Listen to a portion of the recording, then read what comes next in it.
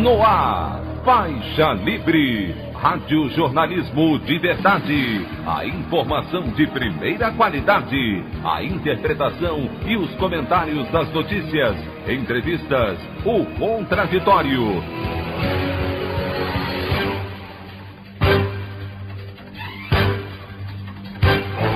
Tudo para aproximar você cada vez mais da realidade do Brasil e do mundo. Apresentação: Anderson Gomes. CPI da pandemia quer enquadrar presidente Jair Bolsonaro por falsificação de documento ao incluir nome do Tribunal de Contas da União em relatório que apontou supernotificação de mortes pela Covid-19 no país. Presidente do Senado, Rodrigo Pacheco, considera não recomendável avançar em discussão sobre impeachment de ministros do Supremo, como pede Bolsonaro. Sindicatos promovem hoje Dia Nacional de Luta com greve dos servidores públicos contra a reforma administrativa. Essas e outras notícias, a edição desta quarta-feira, 18 de agosto do ano de 2021, do programa Faixa Livre.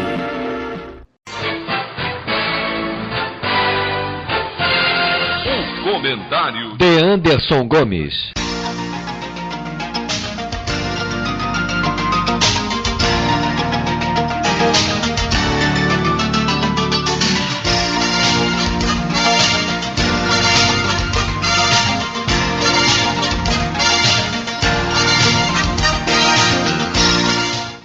Bom dia, ouvintes.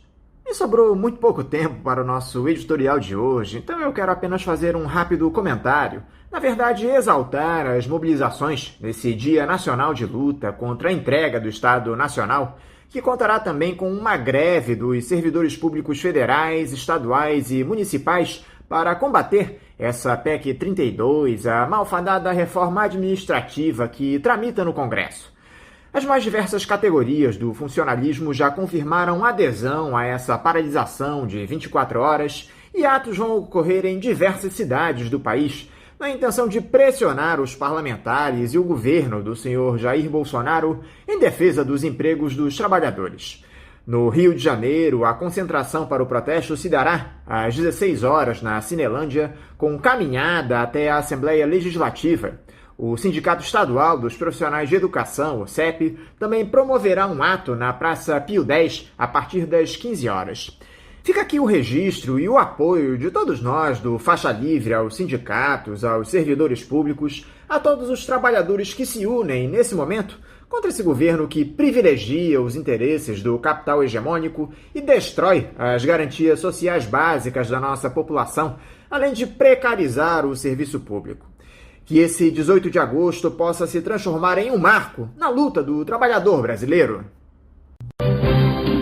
A opinião do Faixa Livre. Bandeirantes, 1360. Estamos apresentando Faixa Livre. Voltamos a apresentar Faixa Livre. Estamos de volta, ouvintes, com o início da edição de hoje do programa Faixa Livre, que tem na sua produção a jornalista Celeste Sintra, auxiliada pela também jornalista Natália Moraes, tendo no comando do áudio o Francisco. Meu bom dia a todos. E meu bom dia também a você, que pode aqui participar nos enviando mensagens eletrônicas para o endereço ouvinte@programafaixalivre.com.br ou ainda registrando suas participações diretamente nas nossas redes sociais. No Facebook, nossa página é o Programa Faixa Livre. No Twitter e no Instagram, para deixar o seu recado, basta seguir os perfis @PGMFaixaLivre. Lembrando que as participações por telefone estão inviabilizadas, pois durante o período da pandemia do novo coronavírus, nosso programa está sendo gravado no dia anterior à sua veiculação.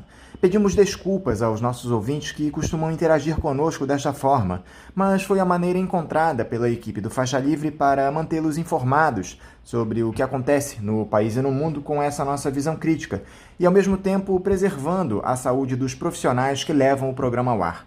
O Faixa Livre pode ser acompanhado também pelo nosso aplicativo para celulares com sistema operacional Android. O nome do aplicativo é Programa Faixa Livre. Os ouvintes também têm acesso à transmissão pelo nosso site, o www.programafaixalivre.com.br, ou pela página da Associação de Engenheiros da Petrobras, a AEPET, uma das nossas entidades patrocinadoras, no www.aepet.org.br. Para quem perdeu alguma das edições ou quer ouvir novamente o Faixa Livre, os áudios das entrevistas e editoriais estão disponíveis no nosso podcast, nos aplicativos Spotify, Deezer e Castbox. E dando início às nossas entrevistas, eu cumprimento o jornalista Milton Temer. Milton Temer, bom dia! Bom dia, caro Anderson, equipe do Faixa Livre. Bom dia a todos os nossos ouvintes. Milton, muito obrigado por você dialogar conosco mais uma vez aqui no Faixa Livre.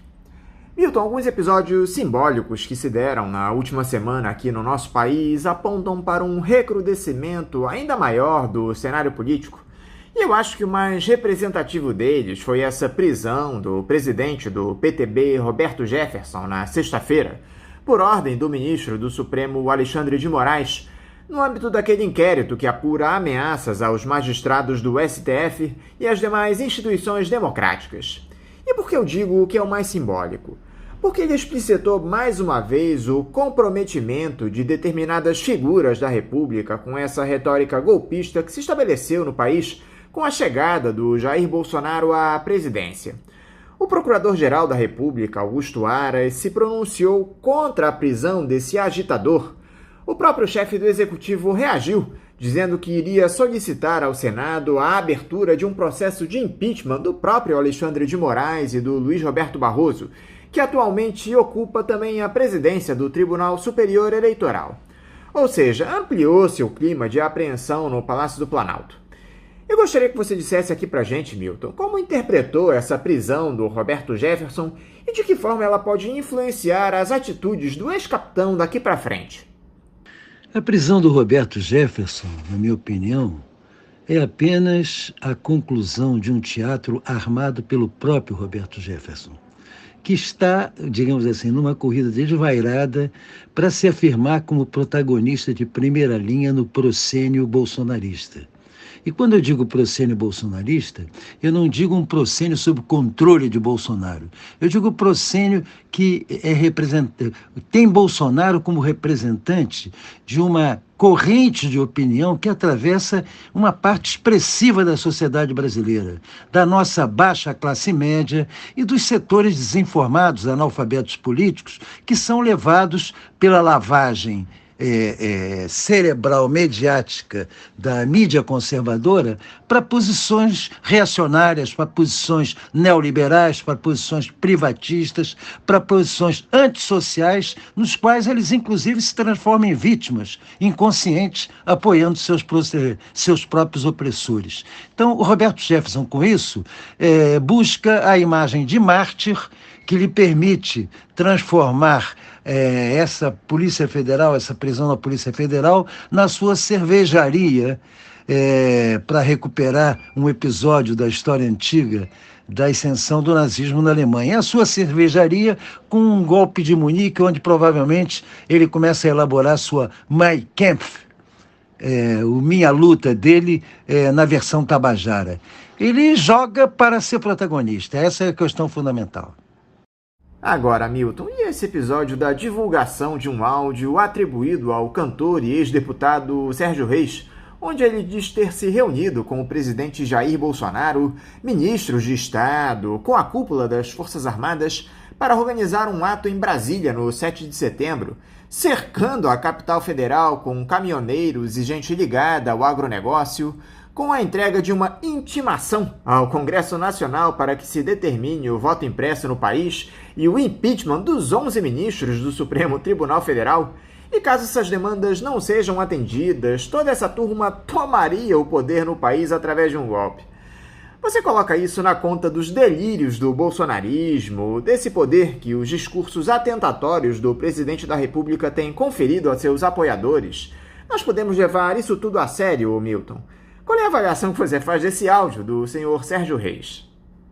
O perigo não é o idiota do Sérgio Reis, um tosco, analfabeto, enfim, alguém que vem de um pensamento político absolutamente inconsequente. É uma figura típica dessas que eu disse que compõem o bolsonarismo antes do Bolsonaro, a chamada maioria silenciosa que saiu do armário. Ele corresponde a isso. O perigo não está nele.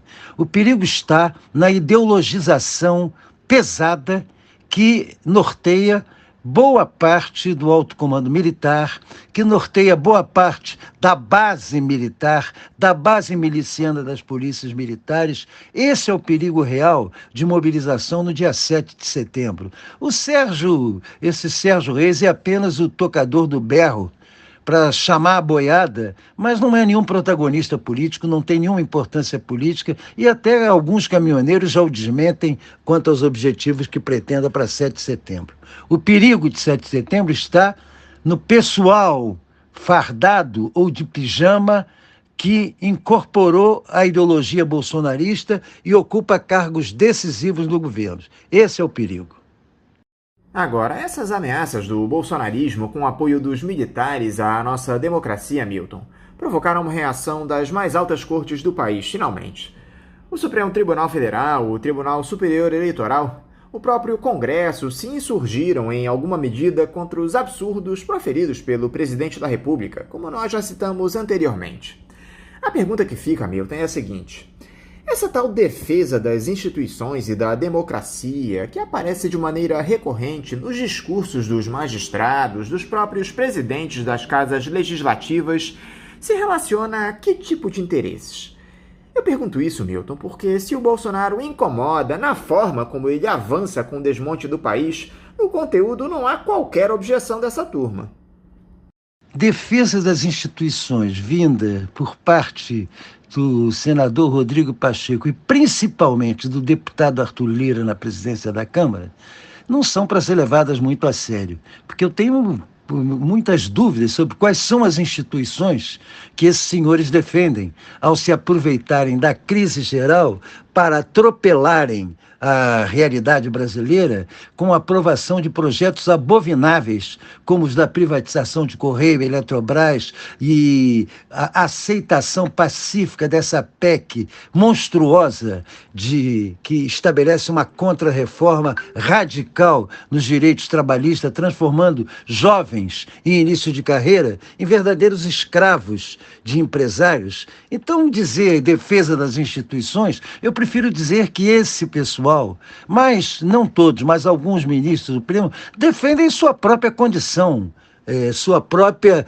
localização, digamos assim, geográfica no cenário dos poderes da República. Não os vejo, houve muitas oportunidades anteriores para que se colocasse um fim nessa ascensão do projeto autoritário de Bolsonaro, que eles não levaram adiante. E não é só Arthur Lira agora, não. O Mini Maia, o filho do César Maia, como presidente da Câmara, foi o pioneiro nessa tática de sentar em cima do pedido de impeachment de Bolsonaro para que não houvesse uma deliberação no plenário sobre a aceitação ou a rejeição. Ele senta em cima e é uma espécie de arquivamento em que ninguém discute. Então, o que Arthur Lira faz agora é a continuação do que fazia o Mini Maia, o que mostra que a classe dominante, como, aliás, um artigo colocado, parece que ontem, por esse Carlos Andreasa, na sua página de opinião do Globo, deixa claro isso.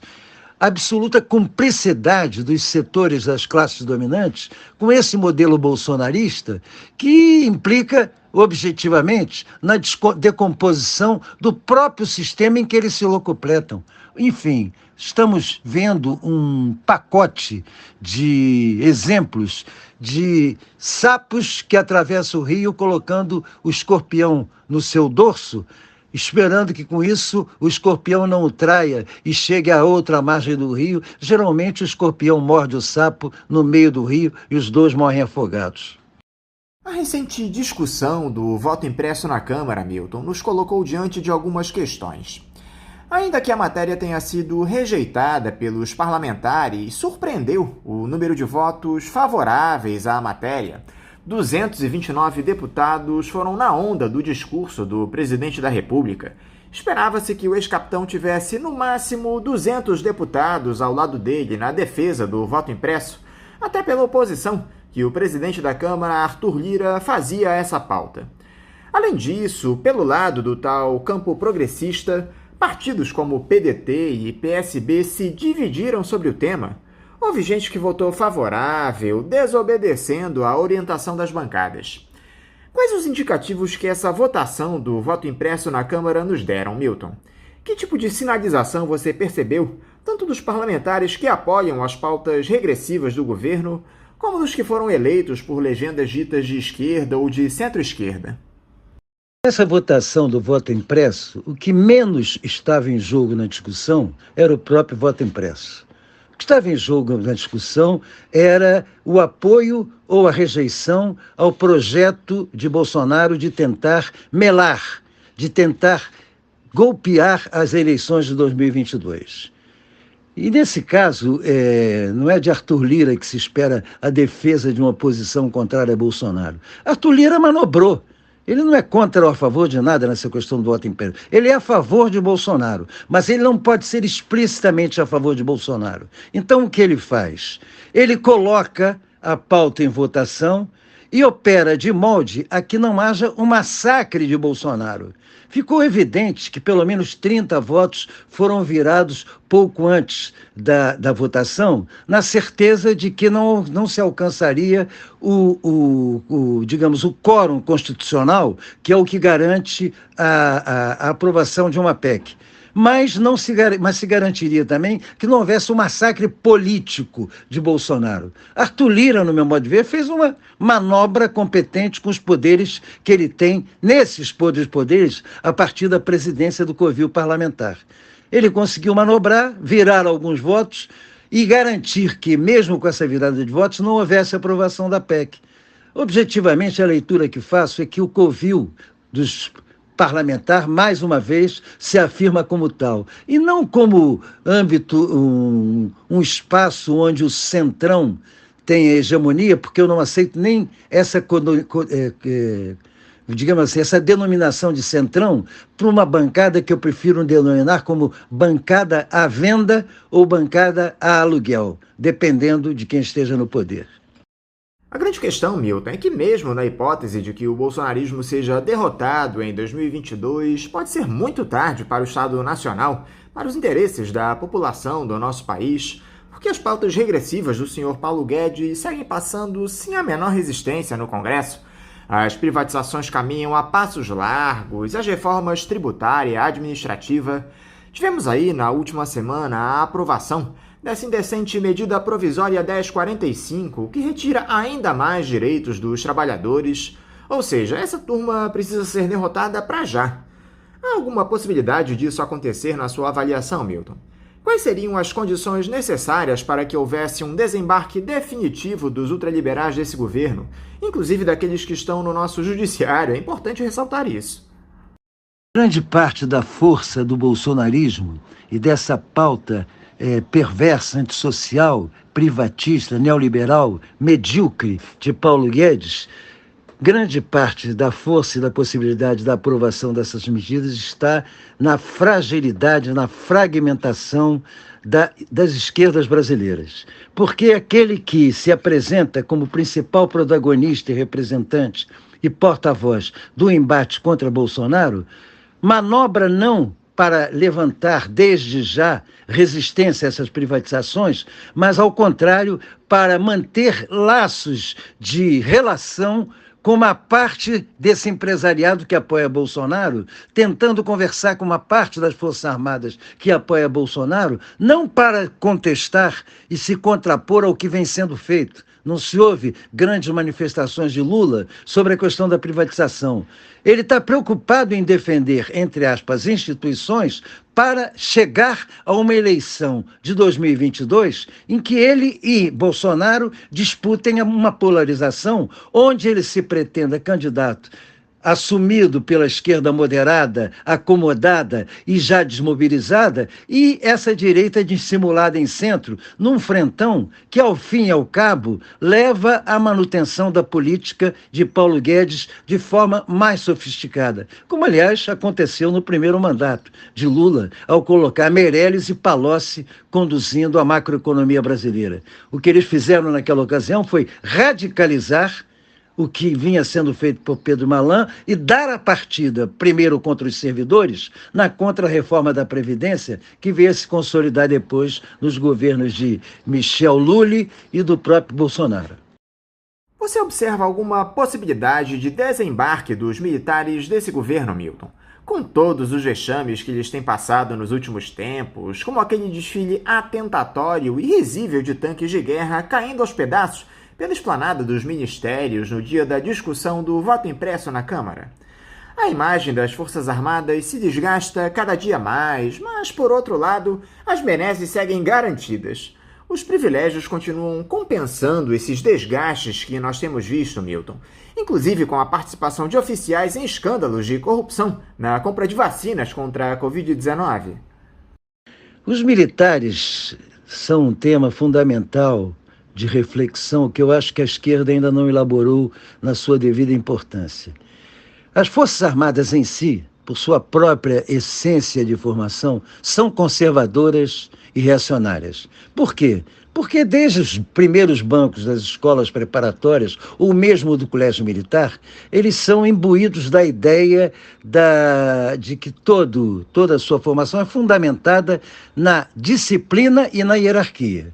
Disciplina e hierarquia representam nada mais, nada menos que manutenção do status quo no quadro da política. Ou seja, em ver em qualquer transformação qualitativa da realidade objetiva, da ordem natural, do grande capital prevalecendo e dando pauta, como um perigo para a sociedade no seu conjunto. Então, de forma geral, as Forças Armadas trabalham sempre como o principal instrumento da burguesia para a garantia dos seus privilégios. É historicamente isso, desde que a burguesia assumiu o poder. Então, objetivamente, para que haja uma reversão nas Forças Armadas, isso aconteceu, por exemplo, não só contra a Velha República, com os tenentes, aconteceu em 1945, com a derrota do nazifascismo, onde uma grande parte das Forças Armadas ficou absolutamente americanófila, mas uma outra grande parte ficou intensamente antinazista e fascista, se transformando até em simpatizante das ideologias socialistas. Daí a corrente nacionalista nas Forças Armadas. Houve uma nova possibilidade disso acontecer ao fim do governo Fernando Henrique Cardoso, quando, depois de dois mandatos em que as Forças Armadas foram absolutamente degradadas, todos lembram que viveram naquela época, chegava a haver meio expediente porque não havia dinheiro sequer para o rancho dos militares. Os militares estavam absolutamente radicalizados contra a privatização, contra aquele neoliberalismo que destruía suas instituições por conta de uma concepção ideológica de que finda a polaridade com o desfazimento da União Soviética, não havia necessidade de haver forças armadas no Brasil, porque a paz planetária estaria garantida pela grande polícia, que seria o complexo industrial militar norte-americano.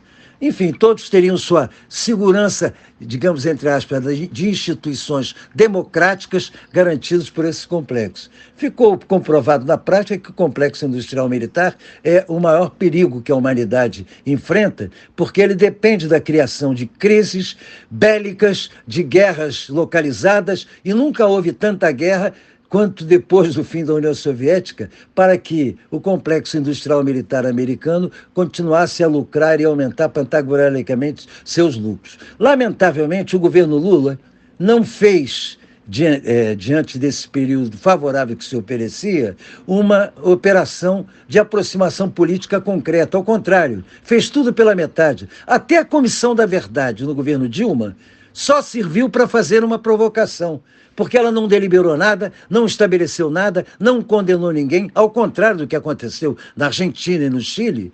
O período ditatorial brasileiro aqui apenas virou tema para livros, para pautas e para discursos, mas objetivamente os chamados purões do regime ditatorial acabaram sendo ícones e símbolos do atual regime que nos norteia. Então, a questão dos militares, para mim, é muito complicada, porque uma boa parte deles hoje se locupleta nos altos salários que obtém com os chamados cargos em comissão, e a outra parte, principalmente nas bases, ideologicamente se vincula com esse bolsonarismo reacionário. Essa tentativa de construção empreendida pelo Partido dos Trabalhadores, Milton, de que a eleição do Lula seria a solução para os problemas do país, que só ele é capaz de tirar o Jair Bolsonaro do poder, deve ter sucesso para as eleições do ano que vem, mesmo com o ex-presidente se mostrando pouco ou nada disposto a discutir os principais dramas do país, que são o avanço dessa agenda entreguista, ultraliberal, de destruição do mínimo de cidadania para a população mais pobre, desempregada, precarizada. O Lula tem condições de bater de frente com os interesses do capital hegemônico no nosso país, algo que ele não fez nos seus 2 primeiros mandatos. O petista poderia ser ao menos um ponto de inflexão nessa trajetória do rentismo no Brasil, alguém moderado que possa fazer a transição, digamos assim, desse capitalismo selvagem que está colocado para um quadro de valorização efetiva do trabalhador brasileiro, considerando-se todos os compromissos que ele teria de assumir com a turma do andar de cima para ser eleito, Milton. Quanto às eleições do ano que vem, eu prefiro continuar trabalhando na linha dos princípios que norteiam uma ação política. Defendo de forma veemente que o PSOL, que é o meu partido, apresente candidatura própria, independentemente da candidatura de Lula no primeiro turno e independentemente da conjuntura. Porque considero fundamental, até para que Lula não continue solto e livre para as suas negociações ocultas, ou, digamos assim, pelo menos contestáveis, com a chamada direita dissimulada em centro, é preciso que haja uma pressão forte pela esquerda que pelo menos o obrigue a alguns compromissos programáticos necessários e fundamentais para que a gente não caia na repetição daquilo que foi a tragédia pela conciliação de classes e pelo pacto conservador de alta intensidade, como foi definido o governo Lula pelo seu próprio porta-voz e até hoje fiel seguidor André Singer. É fundamental que haja uma pressão pela esquerda.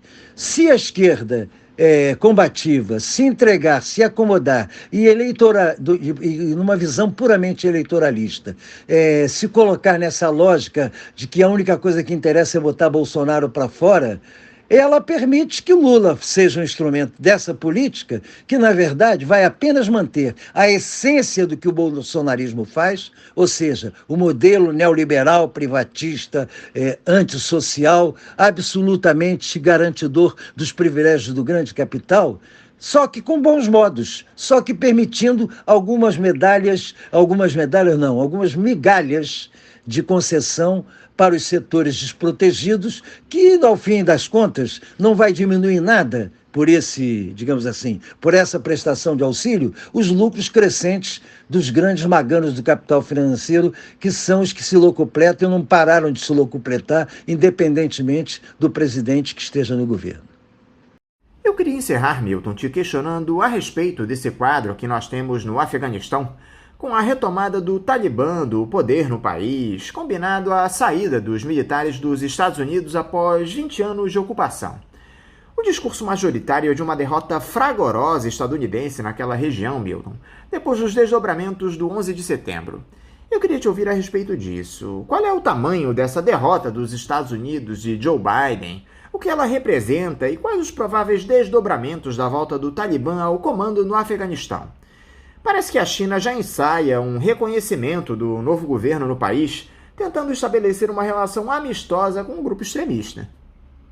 O ex-presidente Eisenhower, general vitorioso da Segunda Guerra Mundial, que se tornou presidente dos Estados Unidos, ao fim do seu governo, ele, militar, anunciava como um dos grandes perigos para a democracia a ascensão do poder, a partir da Segunda Guerra Mundial, do poder do chamado complexo industrial militar americano como determinador de política para essa potência que se pretendia símbolo da democracia no Ocidente.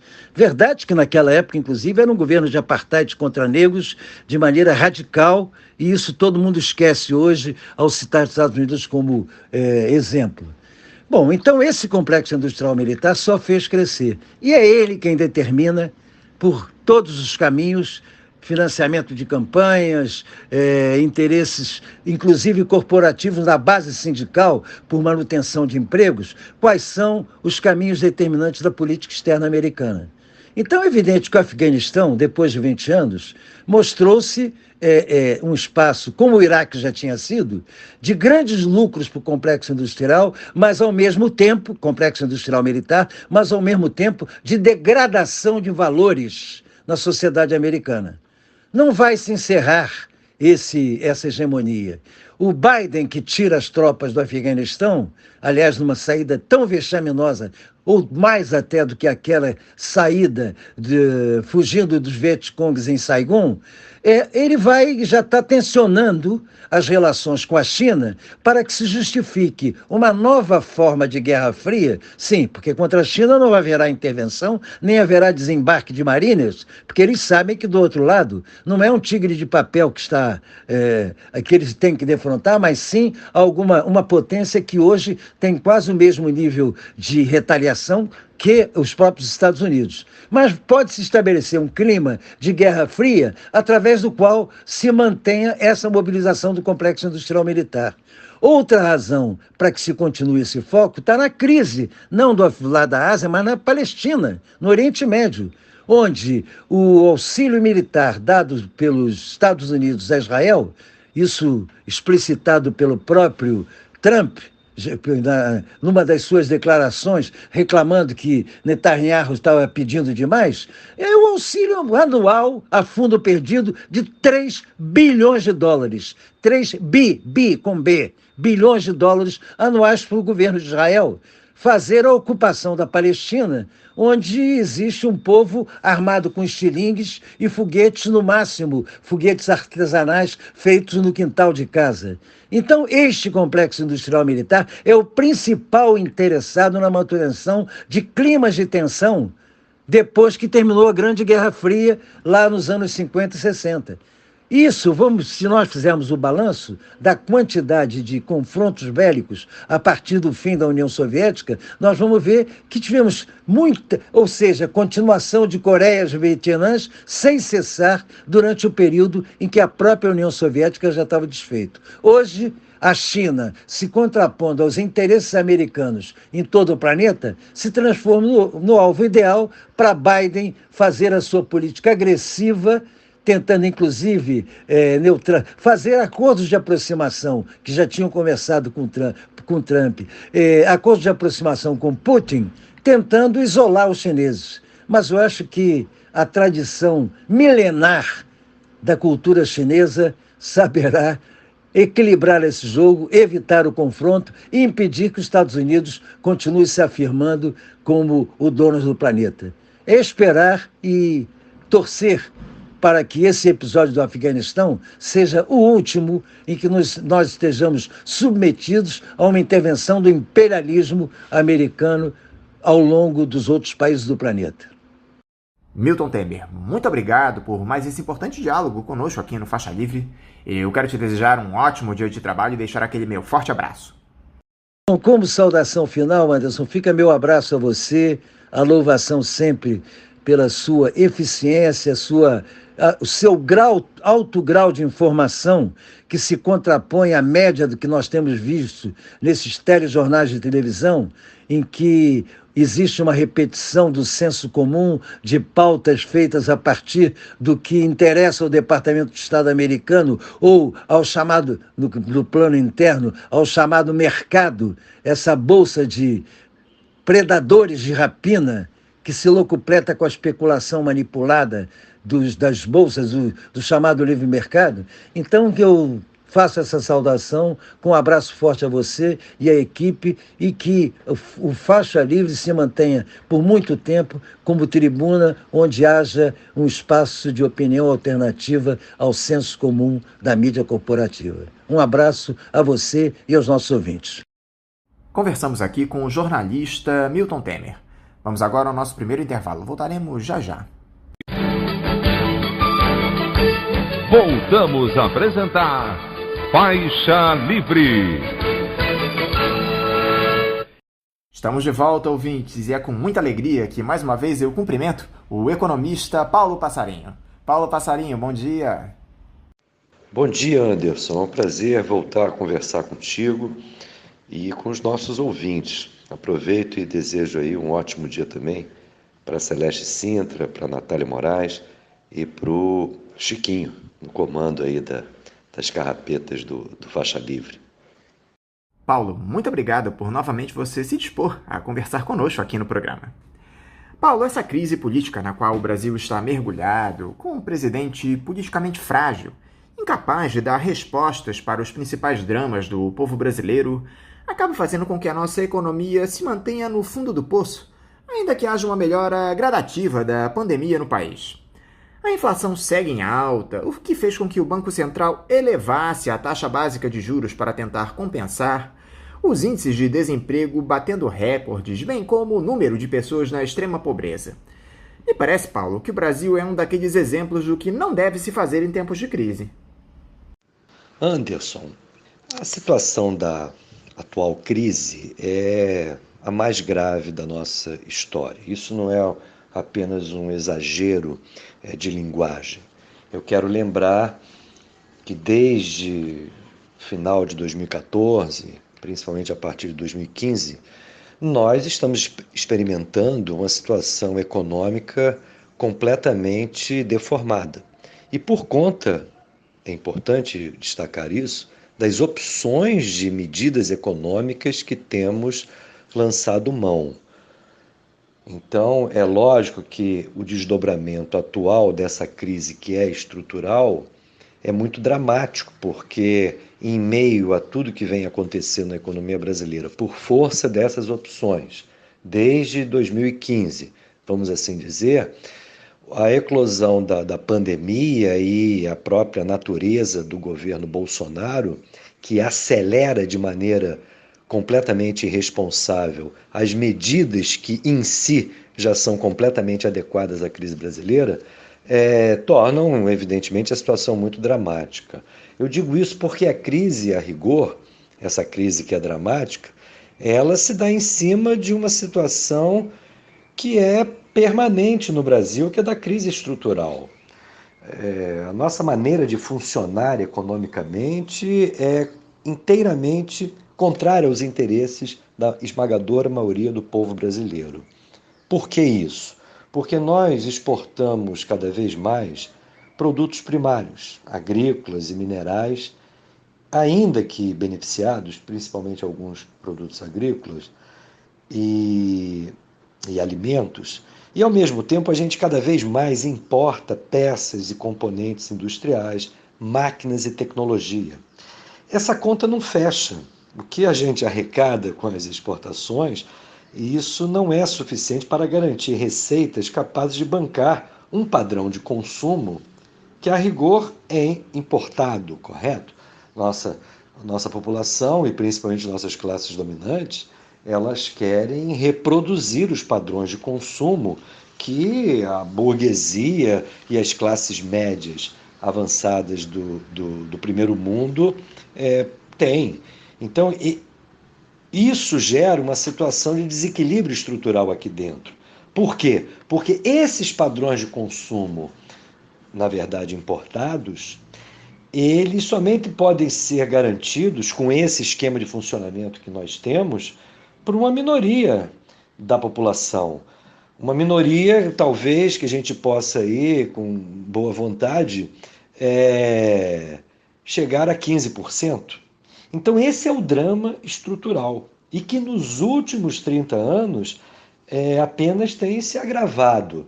essa crise que eu caracterizo como estrutural, ela é permanente, por isso nós precisamos de reformas estruturais que submetam, na verdade, o que eu chamo o Estado brasileiro à vontade popular. E nesses últimos 30 anos a gente se afastou brutalmente de todas as tarefas que seriam necessárias para que a gente garantisse uma condição de bem-estar para a nossa população que fosse digno desse nome, não é? Agora, me parece que o que mais preocupa são os desdobramentos atuais dessa crise. Você falou com toda a razão aí a questão do desemprego, que é brutal, é terrível, não é? Nós temos aí um número de desempregados que é uma vergonha para qualquer economia e que a pandemia apenas agravou, né? O último dado aí do IBGE aponta quase 15 milhões de desempregados. Só desalentados, além dos desempregados, são mais 6 milhões. Né? Se a gente for pegar o total de subocupados e desocupados, chega a 33,3 milhões, né? Pessoas que estão, na verdade, com a sua capacidade de trabalho subutilizada. É uma verdadeira tragédia, não é? Bem, em relação a isso, nós temos também um processo hoje que afeta especialmente as classes populares, porque está batendo muito em alimento e em derivados do petróleo, que é o caso do gás, por conta da política irresponsável do governo, que faz com que a situação seja cada vez mais dramática. E no plano da política nós não temos nenhuma proposta mais substantiva de superação desse quadro. A rigor, de alguma maneira, nós temos um samba de uma nota só, ou variações em torno de um samba de uma nota só, porque falta ousadia no debate nacional para que se aponte a questão central, que é esse modelo econômico que nos últimos 30 anos se aprofundou, o modelo do subdesenvolvimento e da dependência econômica. Essa é a questão central que certamente, sem nós enfrentarmos a contento, nós não teremos um quadro distinto. É um problema político, evidentemente, mas sem que os atores da política façam um diagnóstico adequado, especialmente no campo da economia, vai ser muito difícil a gente entrar numa nova era, que me parece seria a grande expectativa, né? Nós estamos, portanto, vivenciando o aprofundamento de uma crise estrutural em meio a um governo que é completamente insano, porque a gerência do modelo liberal sob a batuta do Bolsonaro significa uma espécie de golpe de misericórdia em qualquer possibilidade de a gente pensar o que seria necessário para um país com as nossas características. Nós somos um país com mais de 210 milhões de pessoas, um território riquíssimo. Temos todas as condições de termos um modelo que nos garanta bem-estar a partir das nossas próprias forças. Um país que tenha autodeterminação econômica, mas para isso é necessário termos uma autodeterminação política que nos falta. A nossa elite é inteiramente subordinada à pressão dos países mais desenvolvidos do capitalismo, especialmente dos Estados Unidos. E nesse momento nós temos aí no governo Bolsonaro um diagnóstico desse momento que a gente vive muito grave, porque no campo justamente da disputa mundial abriu-se um flanco com a emergência da China, do qual nós poderíamos, evidentemente, tomar partido, desde que tivéssemos um norte próprio. Mas isso nos falta. E o norte que predomina no governo do Bolsonaro, inclusive com respaldo da cúpula militar, é a subordinação total aos Estados Unidos da América. Uma verdadeira tragédia. O detalhe, Paulo, é que parte dessa inflação que nós citamos já anteriormente é provocada pelas políticas estabelecidas pela Petrobras para os preços de derivados de petróleo aqui no país, condicionada ao valor da commodity no mercado externo. O aumento constante dos combustíveis afeta toda uma cadeia produtiva que passa pelos alimentos, pelos transportes, pelos serviços, enfim. Eu queria que você explicasse aqui pra gente, Paulo, por favor, de que forma essa política de preços de paridade de importação praticada pela Petrobras influencia na inflação e o que pode ser feito pela equipe econômica do governo para além do petróleo com o intuito de frear a alta dos preços. A influência é total, não é, Anderson? Na medida em que os preços do mercado internacional do petróleo oscilam, a Petrobras reajusta os seus derivados no mercado interno. E esses preços do mercado internacional do petróleo são em dólares. Se os preços oscilam para cima e, ao mesmo tempo, temos uma desvalorização do real, com aumento do preço do dólar em reais, o impacto inflacionário é brutal. É isso que está ocorrendo, né? Mas o problema, eu deixo claro, não se encontra no mercado internacional. O problema está na tal política de preços da Petrobras, que revela as contradições de uma política que privilegia a exportação, em última instância, de óleo cru e a manutenção de uma ociosidade em relação à capacidade instalada de refino no país.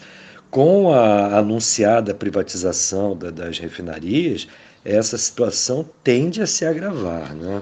Então é uma situação muito grave. Para a correção desse rumo, seria essencial alterar por completo a atual política de petróleo, né, recuperando a nossa perspectiva de sermos autossuficientes tanto na produção como no refino, garantindo que o nosso mercado interno tenha condições de ser atendido pela nossa produção. E a gente tem que perseguir esse objetivo, né?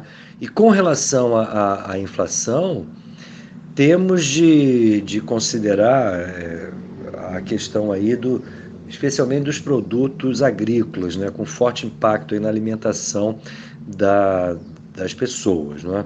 E essa inflação tem muito a ver com a chamada sazonalidade dessa produção. Você tem períodos justamente entre safras que o preço de determinados produtos tende a se alterar, né? Tende a produzir inflação.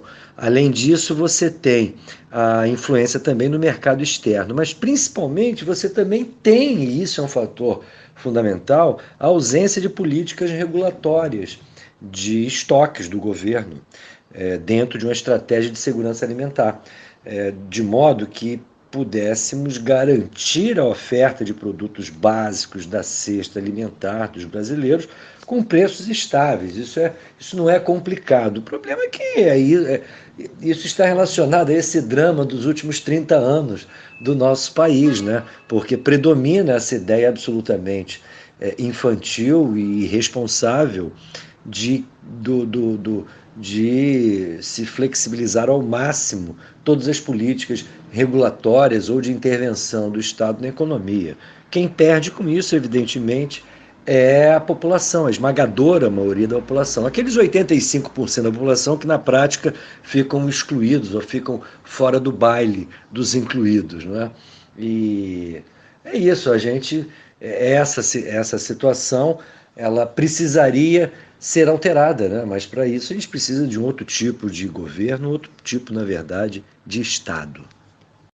No bojo dessa discussão do debacle da nossa economia, Paulo, do aumento acelerado da inflação, o presidente Jair Bolsonaro, que não é bobo nem nada, lançou aquele programa social para chamar de seu, que já vinha prometendo há tempos. O Auxílio Brasil será discutido nos próximos meses pelo Congresso e a expectativa é que ele seja lançado até o início de 2022 para substituir o Bolsa Família em valores mais altos que o programa de transferência de renda criada pelos governos do PT. A expectativa é que o Auxílio Brasil pague, em média, R$ 300 aos beneficiários por mês, enquanto o Bolsa Família oferece R$ 190.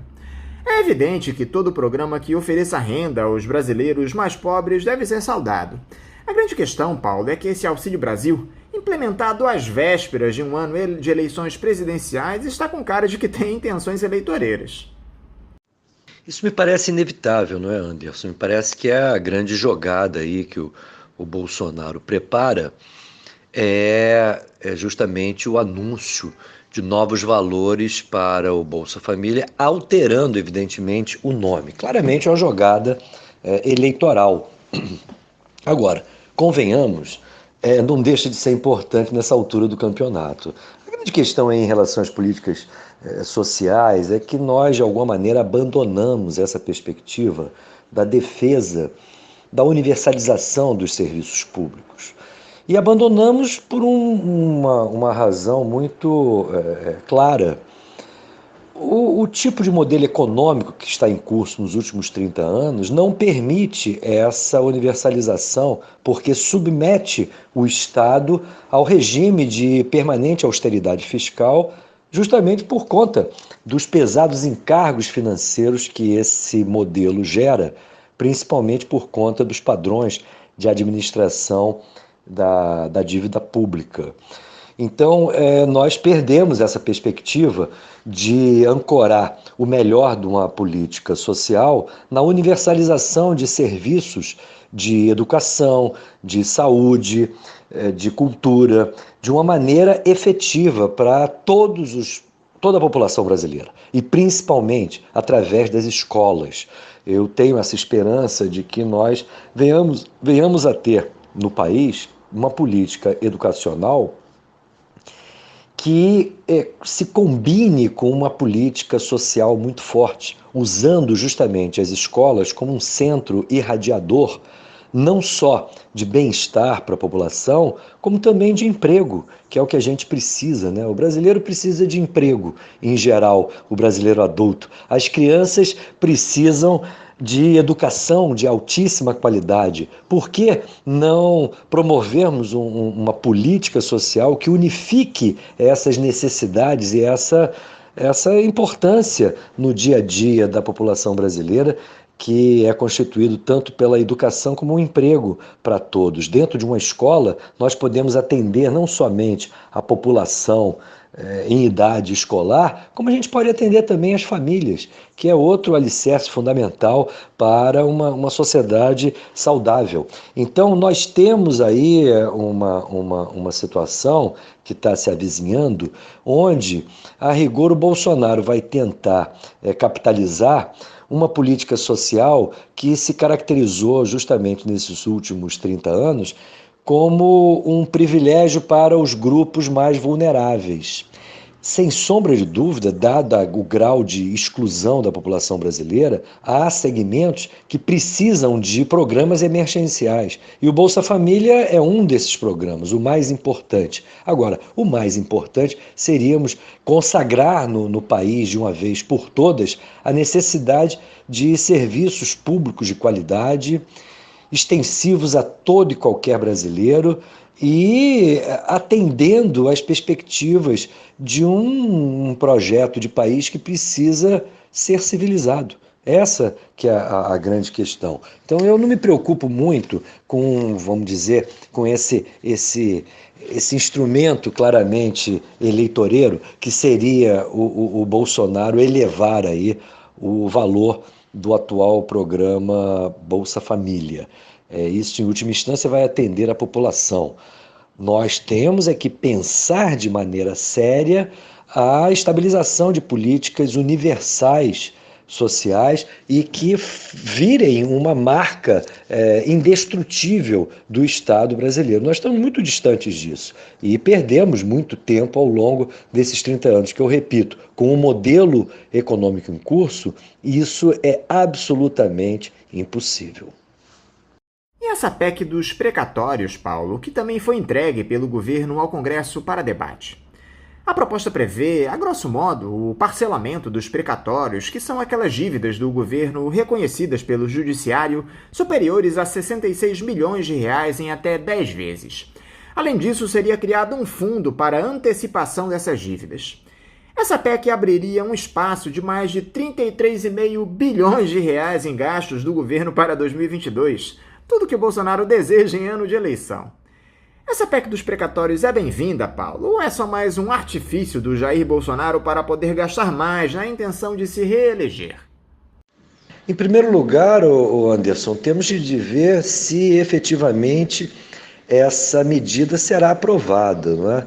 Já houve muitos questionamentos, inclusive da área técnica lá do Congresso, a respeito aí dessa ideia aí do Bolsonaro. A rigor, o que nós precisaríamos rever em termos aí dessa ordem econômica financeira é o conjunto de leis que, na verdade, procuram criar constrangimento para uma política de expansão de gastos no país. Eu me refiro aí à lei de responsabilidade fiscal, à chamada lei do teto de gastos, à regra de ouro do orçamento, um conjunto de medidas que, na verdade, amarram o administrador público e, principalmente, o governo federal, o responsável pelo Executivo Federal, na adoção de políticas expansionistas do gasto público no Brasil. A questão de fundo é essa. Nós precisamos superar essa síndrome aí da austeridade fiscal que vem marcando aí todos os nossos governos desde justamente essas reformas estruturais dos anos 90, que é o principal obstáculo, na verdade, para que a gente tenha uma política no Brasil que seja condizente com as necessidades da nossa população, conforme, inclusive, eu acredito, eu já tenha deixado claro aqui, não somente hoje, nessa nossa conversa aqui, a respeito dos atuais dilemas da economia brasileira, como em outras participações minhas aqui no programa. Aliás, essa sempre foi uma bandeira muito forte do programa Faixa Livre, né? A ideia de que nós precisamos, na verdade, de um Estado que seja indutor do desenvolvimento, que seja o principal responsável, inclusive, para que a gente sinalize um novo tempo, um tempo onde a gente retome a perspectiva ou construa a perspectiva de independência econômica e superação desse quadro onde uma economia que tem tudo para ser dona do seu próprio destino, que é a economia brasileira, cada vez mais se coloca como subalterna no jogo global, principalmente das grandes multinacionais globais, não é? O Brasil é um país hoje completamente rendido às pressões dos oligopólios internacionais e onde principalmente as multinacionais e os bancos é que dão as cartas, né? Paulo, os servidores públicos estão em greve nesta quarta-feira por conta dessa malfadada reforma administrativa que quer empurrar o funcionalismo para a vala no nosso país, retirando direitos e promovendo a terceirização de uma série de cargos que hoje são preenchidos através de concursos. É evidente que esse protesto do serviço público é mais que fundamental, uma vez que a mudança nas regras do funcionalismo deve ser votada na comissão especial da Câmara até o fim desse mês. Você tem acompanhado esses debates, Paulo, em torno da reforma administrativa? Até que ponto essa pressão dos servidores é capaz de alterar o cenário lá no Congresso? Anderson, se é capaz de reverter a posição dos parlamentares favoráveis à reforma administrativa, eu não sei. Sou mesmo pessimista, porque eu acho que esses parlamentares hoje estão todos, na prática, comprados lá pelas emendas parlamentares. Agora, a luta dos servidores é fundamental, inclusive, para procurar aumentar a sensibilidade da população brasileira contra esses desatinos que estão em curso no serviço público há muitos anos. É evidente que essa proposta atual é uma espécie de golpe de misericórdia no setor público, no serviço público, no Estado brasileiro, no sentido da melhor prestação de serviços à população. Agora, esse golpe já tem muito tempo, não é, que está em curso. A rigor, desde 1995, quando foi elaborada a chamada reforma administrativa do governo Fernando Henrique, sob responsabilidade do senhor Luiz Carlos Bresser Pereira, há um curso de deformações no serviço público muito grave. Esse curso de deformações se funda numa concepção arcaica que estava incluída naquela proposta dita de reforma administrativa.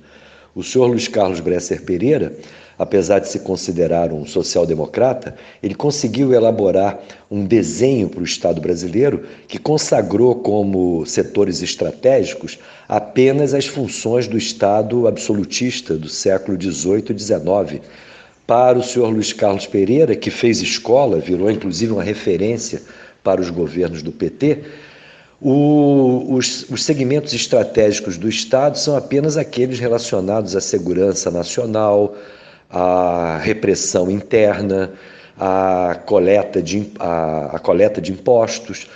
Então, segmentos estratégicos para o Estado brasileiro seriam os militares, os diplomatas, os auditores fiscais, o Ministério Público, a cúpula dos poderes. Segmentos essenciais para a população brasileira, como os servidores de educação, de saúde, de assistência social ou da cultura, por exemplo, são considerados segmentos que são competitivos ou devem ser competitivos com o mercado. Então, as regras devem ser completamente flexíveis em relação aos segmentos que são considerados estratégicos, que são esses que eu caracterizo como segmentos de um Estado que ficou no passado, o Estado absolutista. Nós precisaríamos agora, dentro do Brasil principalmente, do fortalecimento de carreiras típicas de Estado na área da educação, da saúde, da assistência social e por aí vai. O problema é que o Estado brasileiro é um Estado voltado para as classes patronais,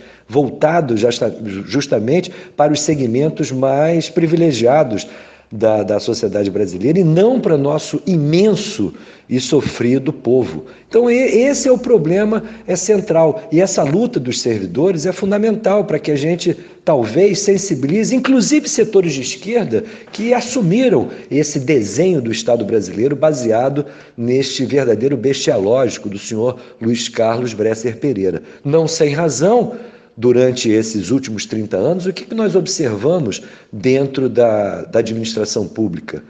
O crescimento das terceirizações, inclusive em áreas que deveriam ser de competência exclusiva do Estado brasileiro. Então, nós vimos o crescimento dessas terceirizações através das organizações sociais, através de associações de tudo quanto é tipo que acabam assumindo tarefas que deveriam ser exclusivas do Estado, contrariando inclusive a nossa Constituição de 1988. E qual é a avaliação que você faz, Paulo, para essa história de Open Banking? Sistema adotado recentemente aqui no país que permite que os correntistas compartilhem seus dados bancários com diversas instituições para que, teoricamente, consigam vantagens nos seus investimentos. Te agrada essa ideia, Paulo, ou trata-se de mais uma farra do capital hegemônico que terá acesso livre aos dados de aplicações financeiras das pessoas para manipularem ao seu dispor toda essa dinheirama? Informação é poder, não é, Anderson? O governo e os bancos defendem essa nova modalidade, afirmando que isso irá aumentar a concorrência no setor.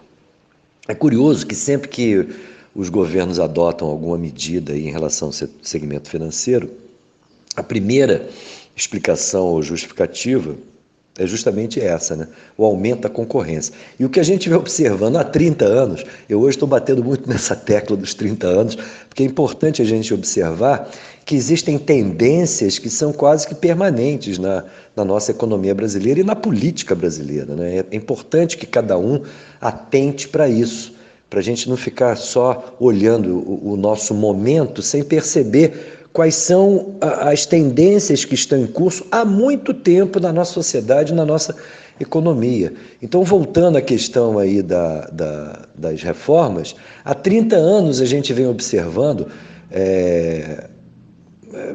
medidas em relação ao segmento financeiro que sempre são acompanhadas dessa propaganda, né? Ou dessa promessa de que as medidas são tomadas sempre com o intuito de aumentar a concorrência bancária.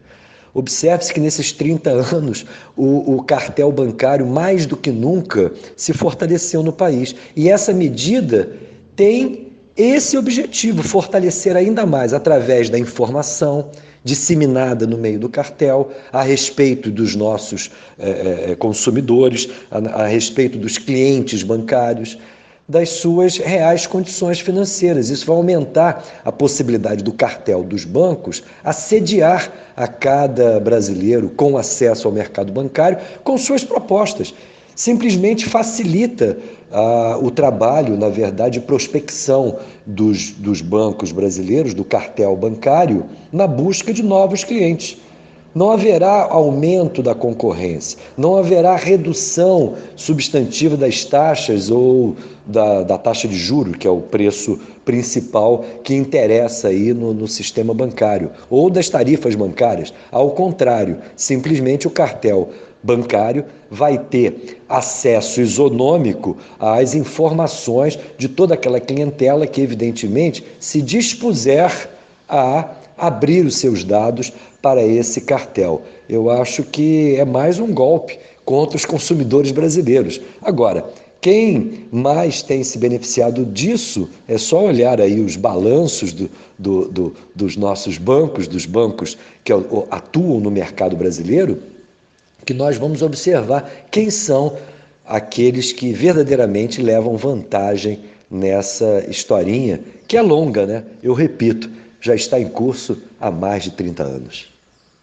Eu não posso terminar a entrevista, Paulo, sem te pedir para fazer uma análise do nosso quadro político, que tem o presidente Jair Bolsonaro com sua popularidade em queda livre e recrudescendo os discursos, apostando nessa aliança com os militares para ameaçar um golpe no país. Só que agora parece que o nosso judiciário acordou para os arroubos do ex-capitão e dos seus aliados. Tivemos a prisão recente do Roberto Jefferson, presidente do PTB. O Tribunal Superior Eleitoral e o Supremo Tribunal Federal parecem decididos a investigar a fundo o presidente da República. Isso sem contar a CPI da pandemia.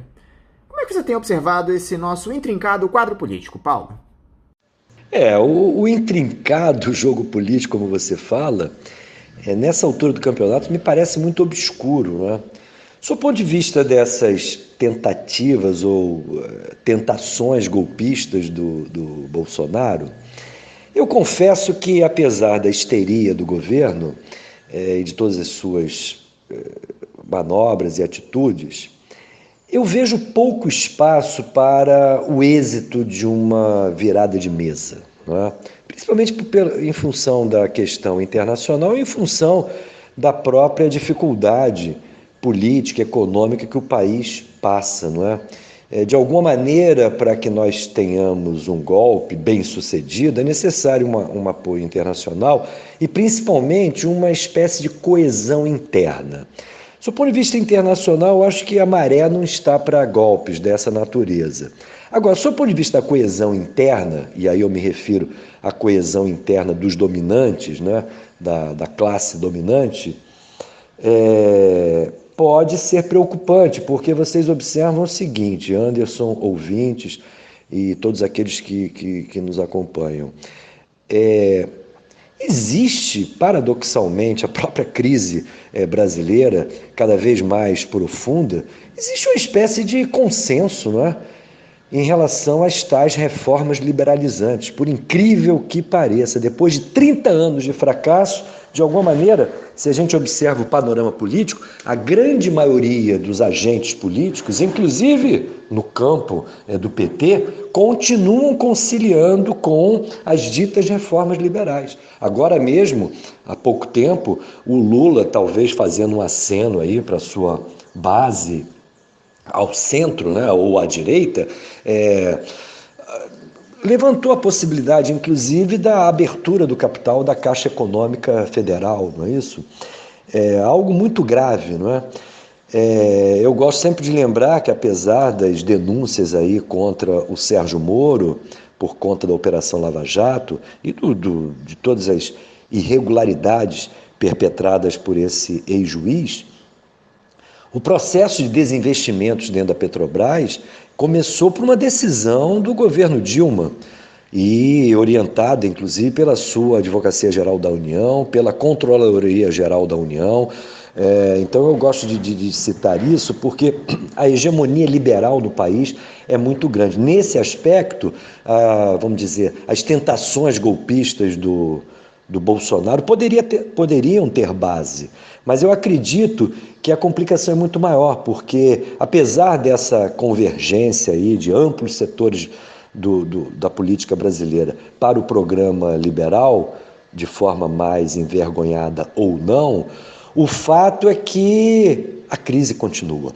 E a crise econômica muito forte, ela divide, inclusive, a classe dominante, apesar desse aparente consenso em torno do programa liberal. Então, nesse sentido, eu acredito que essas tendências aí golpistas, elas tenham um limite. Agora, um problema muito mais grave é como a gente pode dar um salto de qualidade em relação a isso. Nesse aspecto, eu sou muito pessimista, porque eu não vejo movimentações dentro da sociedade brasileira que apontem claramente um movimento vigoroso para um novo projeto. Nós temos muito críticas dos procedimentos do Bolsonaro, mas, de alguma forma, essas ditas mudanças, inclusive de natureza constitucional, estão em curso e com uma resistência que me parece muito aquém do necessário. Por outro lado, sob o ponto de vista aí das reações das instituições a esses desmandos do Bolsonaro, eu acredito que, ainda que aparentemente, especialmente o Supremo Tribunal Federal, junto com o Tribunal Superior Eleitoral, tenham ambos tomado medidas importantes nesses últimos dias, a questão relevante que deveria priorizar aí a ação desses tribunais, especialmente do TSE, diz respeito ao exame daquela ação impetrada, entre outros, pelo próprio Partido dos Trabalhadores, questionando a eleição da chapa Bolsonaro e Mourão. A eleição do Bolsonaro e do Mourão, a campanha eleitoral da chapa, foi eivada de irregularidades que posteriormente foram inclusive reforçadas pelas investigações a respeito dessas chamadas fake news. Tudo isso porque as chamadas fake news tiveram um início avassalador justamente na campanha eleitoral. Foram fake news distribuídas por empresas estrangeiras, financiadas com dinheiro de caixa 2 de empresas brasileiras e beneficiando uma campanha, no caso a campanha do Bolsonaro e do Mourão. Então é evidente que o TSE já deveria ter apreciado. Essa ação foi impetrada, me parece, no ano de 2018, logo após as eleições, e até hoje essa ação não foi julgada. É verdade também que a oposição nunca bateu firme no sentido de que esse processo andasse dentro do TSE, mas eu acredito que a melhor maneira de se limpar o terreno, inclusive impugnando essa chapa, seria o TSE levar à frente esse julgamento, que inexplicavelmente até hoje não ocorreu, apesar de recentemente, inclusive, ter tido a junção de tudo aquilo que foi levantado no inquérito a respeito das fake news no Supremo, tudo aquilo que foi levantado por esse inquérito ter sido anexado ao inquérito e ao processo que está correndo lá no TSE e que eu espero que seja julgado. Agora, eu considero que o nosso país está muito fragilizado justamente nesse aspecto de um exame crítico do programa político e econômico que estão em curso há 30 anos no país e que inclusive nos amarra vários aspectos aí da nossa discussão de hoje, dessa entrevista, Anderson.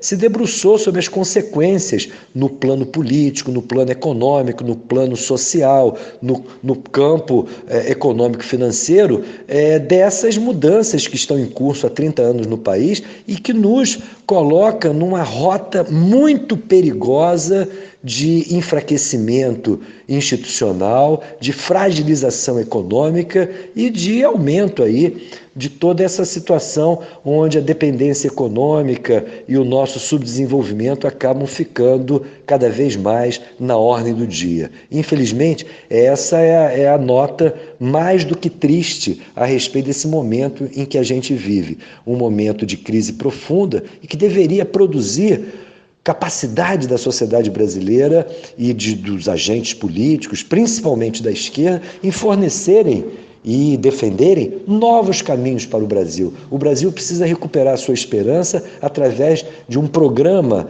nacional de transformações estruturais que envolva a revisão das privatizações, a revisão dessas chamadas medidas da reforma administrativa do Bresser Pereira. Nós precisamos recuperar a capacidade de termos um Estado que seja voltado para a população brasileira e não apenas para os ricos do Brasil.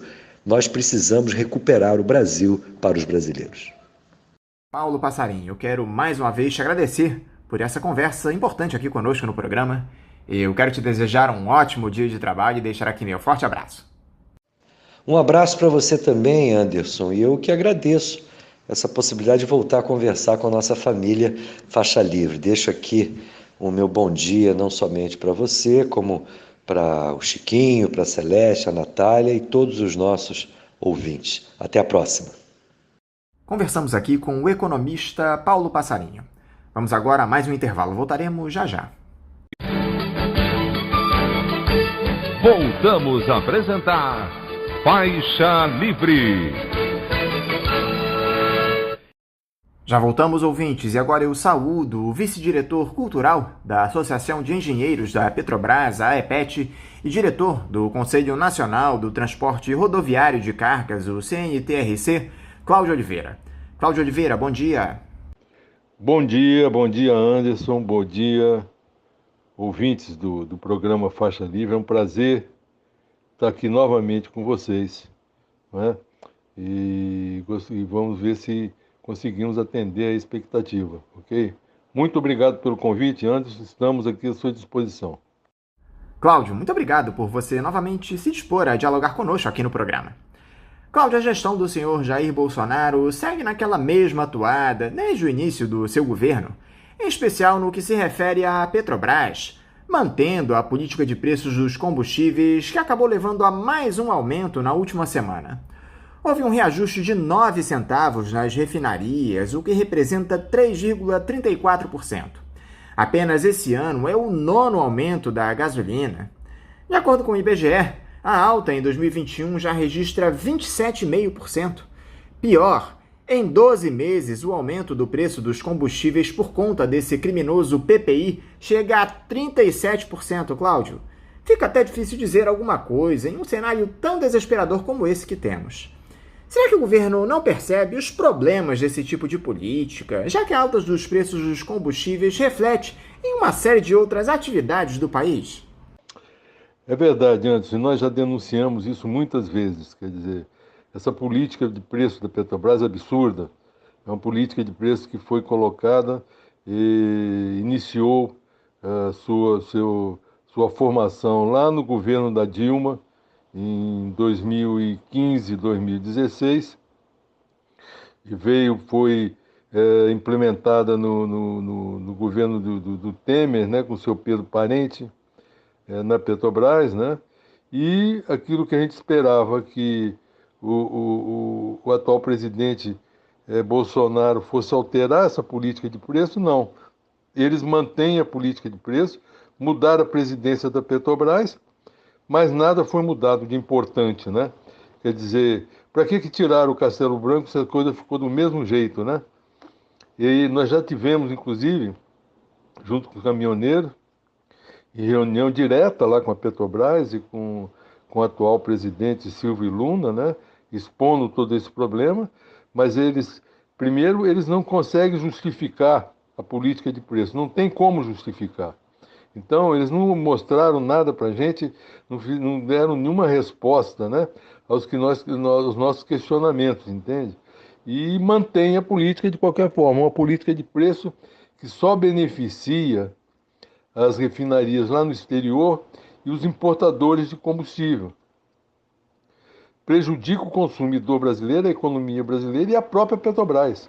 É estranho como o conselho de administração da empresa, que está lá para defender os acionistas, não defende os acionistas da própria empresa. Parece que é um conselho de administração laranja, que está lá para outros interesses, defender outros interesses, não interesses da própria empresa, tá? Isso é muito estranho, sabe? Agora, Cláudio, no que diz respeito a essa alta do gás e dos derivados de petróleo, a direção da Petrobras andou aí com uma história de que o Ministério de Minas e Energia poderia subsidiar o preço do gás de cozinha, que tem pesado demais no orçamento dos brasileiros, mas que não haveria definição quanto à implementação e o montante dessa participação. Você até chegou a escrever um artigo no site da AEPET, Cláudio, sobre o tema, que tem o título Direção da Petrobras veste a carapuça e tenta ludibriar. Explica aqui essa história pra gente, por favor, Cláudio. O governo tem condições de subsidiar os combustíveis? Anderson, esse episódio aí é mais um daqueles episódios ridículos, né?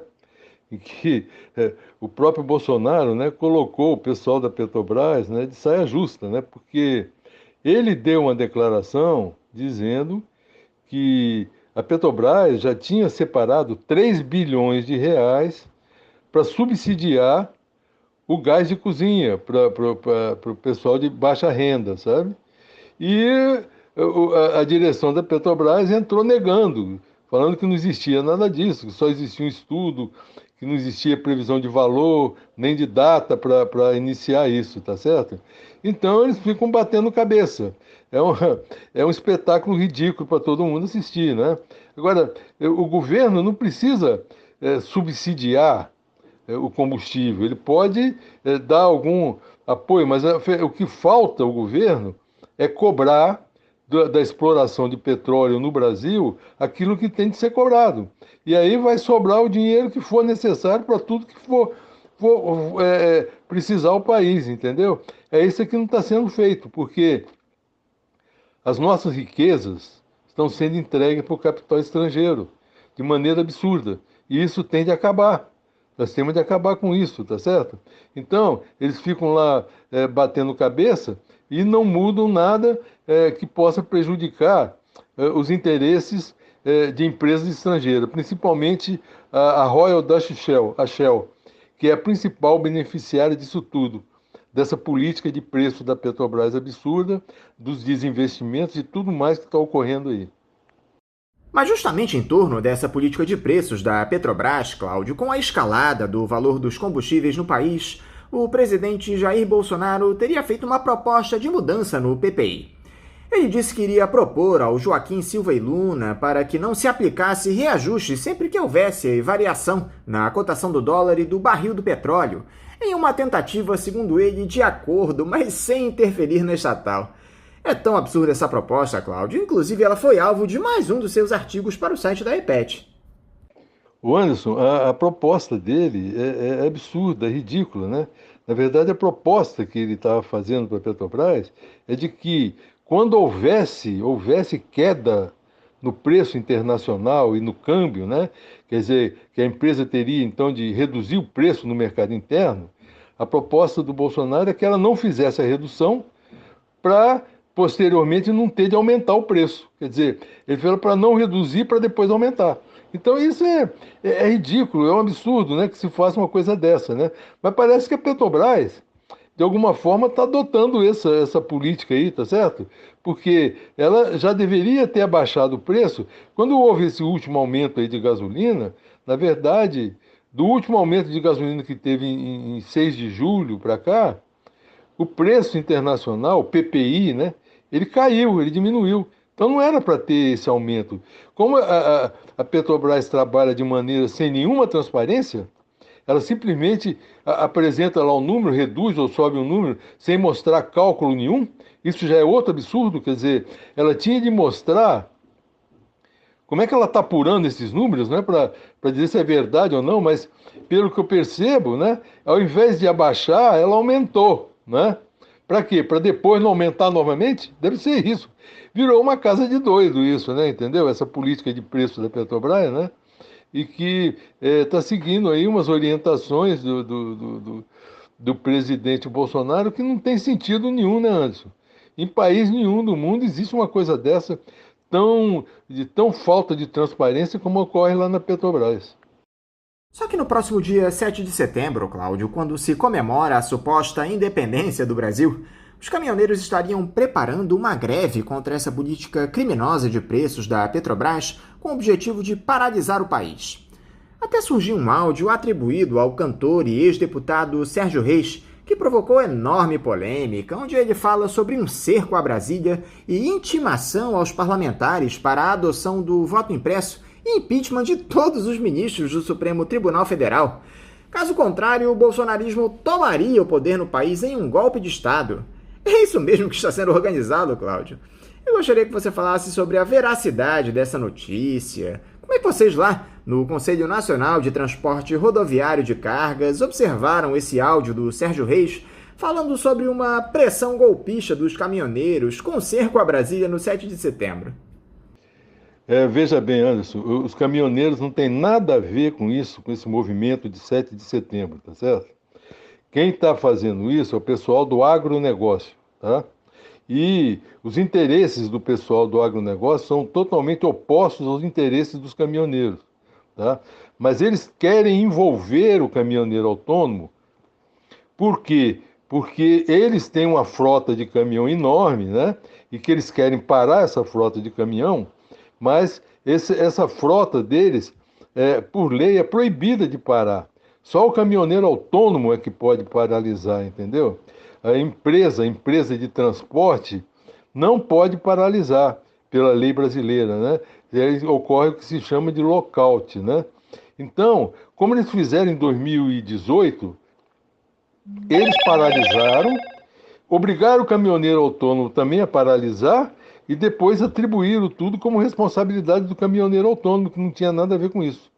Só que hoje o caminhoneiro autônomo está muito mais informado sobre essas coisas do que era na época, né?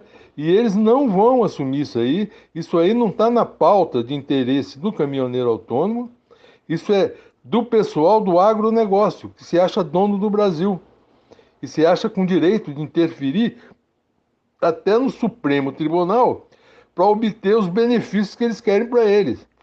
É uma meia dúzia de grandes latifundiários, né?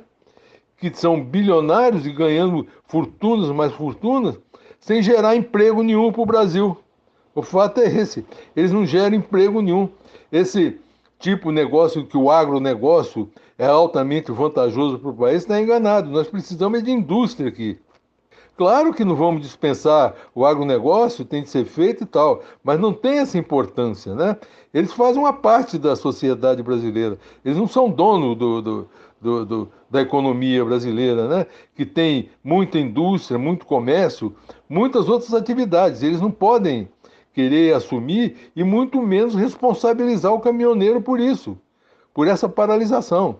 Então, vejam bem, eles não precisam de caminhoneiro autônomo para parar. Se eles param de embarcar os produtos de agronegócio, ora, isso para a movimentação rodoviária de carga e para também a movimentação dos portos, né? E aí eles levam junto o caminhoneiro autônomo, só que eles querem responsabilizar, botar a responsabilidade toda sobre o caminhoneiro autônomo, que não tem nada a ver com isso.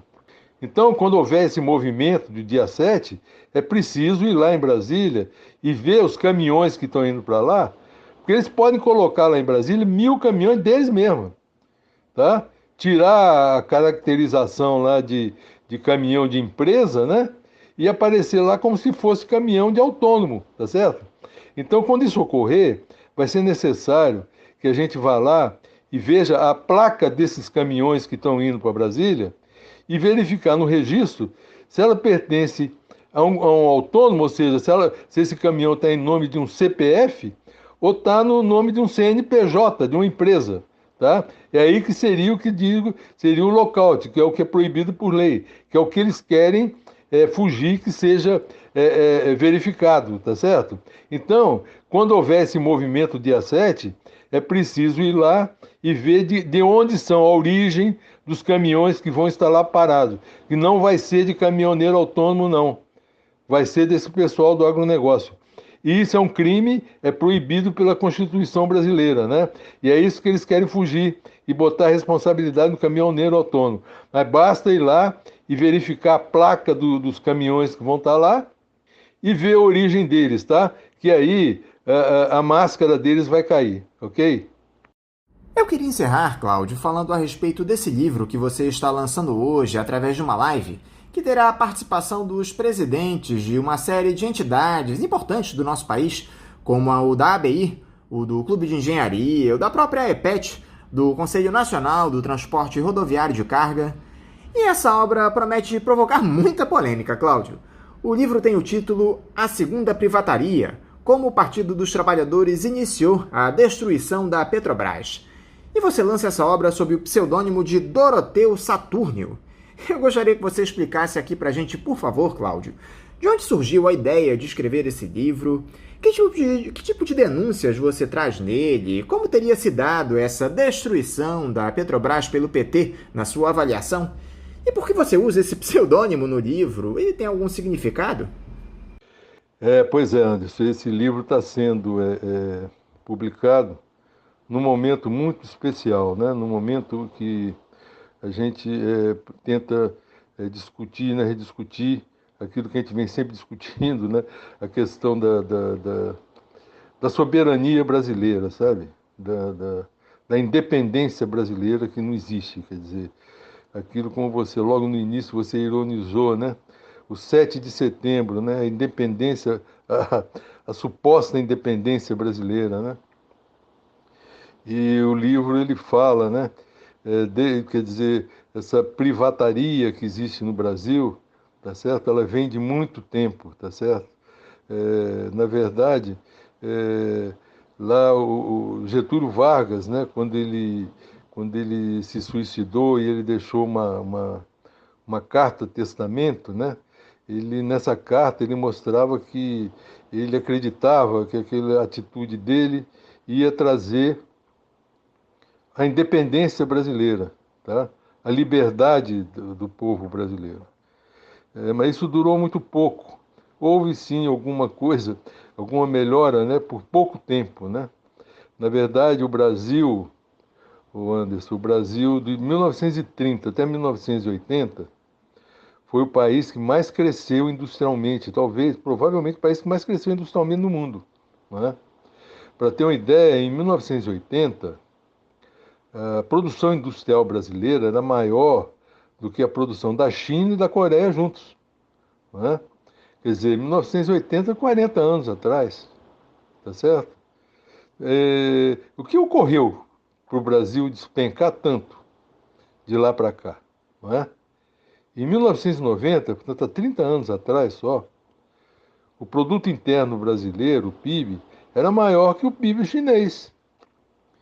O que foi feito do país, Anderson, para ele ficar na situação que está hoje, não é? 1980 foi exatamente quando Margaret Thatcher e Ronald Reagan, né, iniciaram o tal do neoliberalismo, né, que acabou atingindo os próprios americanos, né, e os ingleses também, e os europeus, né, e provocou o crescimento da China, né, e o atraso do Brasil, tá certo?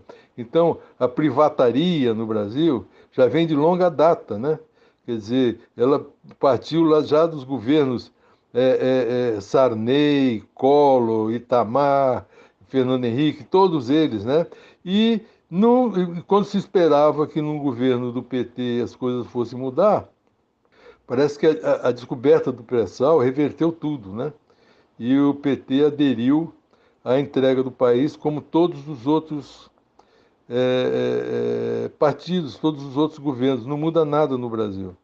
Você pode mudar tudo, menos a entrega do país, quer dizer, menos entregar a soberania nacional para o povo brasileiro. Isso não acontece, não é?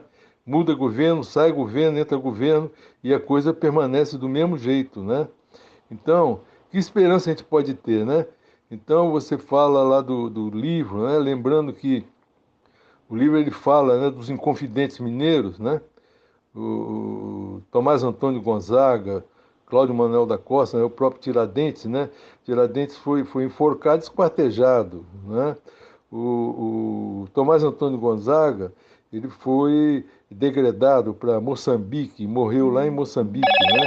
E o Cláudio Manuel da Costa foi preso e supostamente se suicidou na cadeia, né?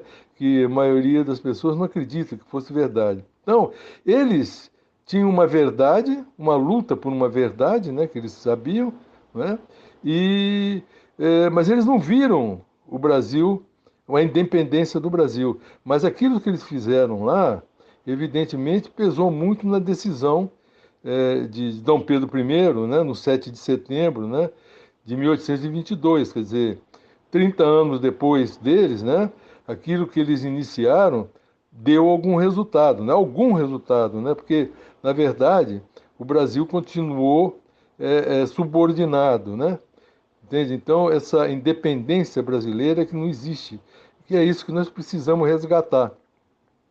A Carta Testamento de Getúlio Vargas tem de ser resgatada, Anderson. Nós temos de resgatar isso. Essa carta tinha de estar em todas as escolas brasileiras. Tinha de ser tema de redação do Enem todos os anos, tá certo?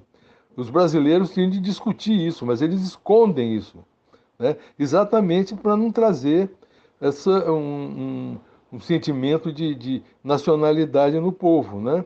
E o entendimento das coisas como ocorrem. Porque o Getúlio, uma frase importante que ele diz na carta é o seguinte: eu quis criar a liberdade nacional na potencialização das nossas riquezas. Vejam bem, a liberdade nacional, como disse o Getúlio, estaria na potencialização das nossas riquezas, tá certo? E a liberdade nacional que ele fala, o que é? É a soberania nacional, né? É a soberania nacional, né? E a potencialização das nossas riquezas é exatamente o que hoje ocorre o inverso, né? Principalmente dentro da Petrobras. Chega a ser ridículo. E na exploração de petróleo no Brasil, né? Se você olhar, eu queria que você me diga que país lá do Oriente Médio, né? Dos árabes lá, que coloca à venda, coloca em leilão as suas reservas de petróleo. De jeito nenhum, nunca colocaram e não colocam mesmo, tá certo? Tem a Noruega, que cresceu muito com exploração de petróleo e que colocou áreas lá em leilão, tá? Mas a Noruega, as regras dentro da Noruega, fazem com que 80% da renda do petróleo fique lá no país. 80% da renda fica lá no país. Aqui no Brasil, ô Anderson, hoje, o que fica no Brasil da renda do petróleo é menos que 40%. É aí que está a diferença, Anderson, tá certo? Os recursos estão indo embora. Eles não ficam aqui no país. O país entrega as suas riquezas para terceiro administrar. Nós não vamos para frente nunca assim, né? E quando a gente mesmo explora, não fica dinheiro nenhum com a nação, tá certo? Então, é isso que tem de ser mudado. Então, falta recurso para diversas coisas, né? Mas eles nunca pensam em taxar aquilo que tem de ser taxado, como é feito em todos os países do mundo, não é? A Petrobras quer ter um preço internacional, ela quer adotar o preço internacional. Então, tinha de ter carga tributária do tipo internacional também, não é verdade? Mas não querem pagar imposto, pagar participação governamental nenhuma, tá?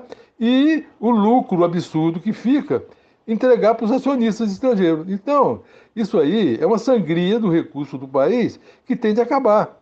E isso cabe ao governo. O governo executivo é que tem de fazer isso, não é? Então, o país clama por isso, mas precisa da soberania nacional para fazer isso, porque sem soberania, né, nós estamos subordinados. É isso que acontece no Brasil. Nós somos eternamente subordinados ao capital estrangeiro, ao interesse estrangeiro, e não ao interesse brasileiro, não é? É isso que o povo precisa ter consciência, né, para as coisas poderem começar a mudar. Bem, antes eu complementando, né, a questão do livro, né, aquilo que está lá escrito no livro, tudo tem uma razão de ser, tá? Esse pseudônimo, né, Doroteu Saturnio, porque Tomás Antônio Gonzaga, ele escrevia sátira, né, com relação ao governador da capitania de Minas Gerais, da época, né? E nessas cartas que ele escrevia, ele usava um pseudônimo e endereçava para outro pseudônimo que era o Doroteu, tá? Posteriormente se descobriu que esse Doroteu, para onde ele endereçava as cartas, era o Cláudio Manuel da Costa, sabe? Por sua vez, o Cláudio Manuel da Costa, ele quando escrevia, ele também usava um pseudônimo, que era de, eu acho, Gloucester Saturnio, né? Então, eu aproveitei esses dois termos usados por eles, que é o Doroteu e o Saturnio, e adotei esse pseudônimo de Doroteu Saturnio, né? Que representa a tentativa nossa, que continua até hoje, de dar a soberania, a liberdade que o país precisa, né? Então, esse nome foi em função disso, tá? Nada que está escrito lá no livro não tem uma explicação por trás, sabe, Anderson? Inclusive, se você olhar lá, na capa do livro, né, tem uma bandeira pirata, né, e embaixo dela está escrito as palavras em latim, est modus in rebus, né? Isso é muito usado na área jurídica, né, esse termo, né? Est modus in rebus quer dizer o seguinte: para tudo existe um limite, para tudo existe um limite, não é? E nós já passamos do limite há muito tempo, né? O Brasil já passou da hora de se recuperar e de virar uma nação independente, sabe? Nós já passamos desse limite, né? E já o abuso em cima do país é enorme, né? Já ultrapassou todos os limites. Então, por isso está essa frase lá, est modus in rebus, embaixo de uma bandeira pirata, que é a bandeira pirata original, né? A bandeira pirata original, ela foi baseada em uma tribo lá da África que retirava os ossos, né, dos seus mortos, né, e colocava eles empilhados em cima. Ela cruzava os dois fêmurs, né, e a cabeça, o crânio ficava em cima, tá certo? Essa bandeira branca com fundo preto, né, é conhecida na Europa como Jolly Roger. Jolly Roger.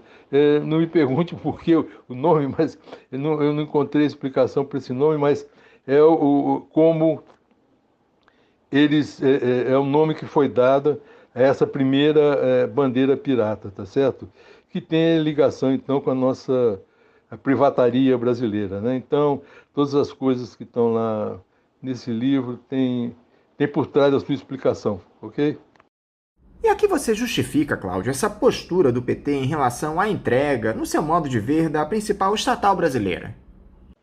Olha, isso não tem justificativa, né? Não tem justificativa porque o partido igual o PT agisse da forma que agiu quando assumiu o controle da Petrobras, né? Principalmente no governo da Dilma, tá certo? A gente já esperava que, com a entrada do Lula, né, as coisas fossem se reverter na Petrobras, né? E aquilo tudo que tinha sido feito pelo Fernando Henrique fosse desfeito. Mas não, o Lula escreveu aquela carta à nação brasileira, né, e botou lá o Meirelles como o ministro da Fazenda dele, tá entendendo? E aí as coisas mudaram completamente daquilo que era os ideais, as intenções do PT modificaram. Com a descoberta do pré-sal, aí que a privataria iniciou mesmo. É por isso que eu falo, o título do livro é a segunda privataria, né? Dizendo, bom, a primeira privataria foi aquela lá, escrita, né, pelo jornalista Amaury Júnior, né, sobre a privataria tucana, né, que foi do governo do Fernando Henrique. A segunda privataria começou principalmente depois da descoberta do pré-sal, né, e principalmente no governo da Dilma, né, quando ela colocou lá como presidente da Petrobras o Bendini, tá certo? E colocou o Levi no Ministério da Fazenda, né? Era a entrega total, tá certo? E o Bendini fez os maiores absurdos lá dentro, né? Quer dizer, o Bendini fez o plano de venda de ativos da Petrobras, o maior de todo da história da Petrobras. Nem Pedro Parente, nem Castelo Branco fez plano daquele jeito, tá? Tudo que foi vendido depois já estava previsto lá no plano do Bendini, tá certo? E hoje o pessoal do PT diz que tudo começou depois do golpe. Eles falam assim, tudo começou depois do golpe, como se eles não tivessem nada a ver, tá certo? E é isso uma das coisas que o livro está denunciando, quer dizer, isso é mentira. Não pode ir para a história dizer que tudo começou depois da saída da Dilma, não. Isso começou antes, Quando o Temer entrou e o seu Pedro Parente assumiu a direção da Petrobras, já estava tudo pronto lá para ser feito. E já estava em andamento, estava tudo em andamento, né? O senhor Bendini, ele criou uma gerência executiva na Petrobras de venda de ativo, como se venda de ativo fosse atividade da empresa, tá certo? No governo da Dilma, 2015, né, 2016, houve demissão em massa lá na Petrobras, e foram paralisados todos os investimentos. É aí que começou tudo, tá certo? A própria política de preço, se for lá analisar, vão ver que no final de 2014 até meados de 2016, ainda no governo da Dilma, os preços que estavam sendo praticados no mercado interno estavam mais muito acima dos preços internacionais. Tá certo? Então, ela veio de uma política que fazia um subsídio até o final de 2014 e passou para uma política de preço muito acima dos preços internacionais. Tá? E isso prevaleceu tanto que o Parente, quando ele implantou, né, o preço de paridade de importação em outubro de 2016, ele baixou os preços. Porque o preço que estava sendo adotado no governo da Dilma era mais alto do que o preço de paridade de importação. Ele teve de baixar o preço para chegar no preço de paridade de importação, né? Mas o pior que isso eram as acusações da Globo, como do seu Carlos Alberto Sadenberg, né? Que num artigo que ele escreveu em 28 de abril de 2016, portanto ainda na administração petista, né? É uma data que eu guardo até hoje. Todo dia 28 de abril eu escrevo um artigo para lembrar desse episódio do seu Carlos Alberto Sadenberg, né? Um artigo que saiu publicado no Brasil inteiro, na Rede Globo, em que ele disse o seguinte: quebraram a estatal. Assim mesmo, quebraram a estatal. Ou ela vai fazer um acordo judicial, ou vai precisar de aporte de recursos do Tesouro para terminar o ano. Olha só, é a desmoralização total da empresa, né? Tá certo?